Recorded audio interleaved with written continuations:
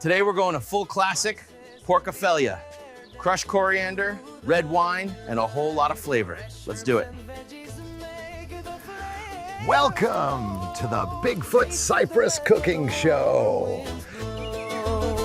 Bigfoot Cyprus cooking show. You'll need pork, coriander, garlic, red wine, nice is not the fancy kind of nice, and olive oil. This one's all about bold flavor. Get in there with your hands, pork, garlic, wine, coriander, and give it a good massage. Let it soak up the love. Cover it up and let that pork sit for at least an hour. Trust me, it's worth the wait. Nice hot pan. Good glug of olive oil, course. This is where the flavor starts. Hear that sizzle? That's the sound of magic starting. Brown it up real nice on every side. Now we hit it with more wine and a little extra coriander. Let it simmer down till it's rich and cozy.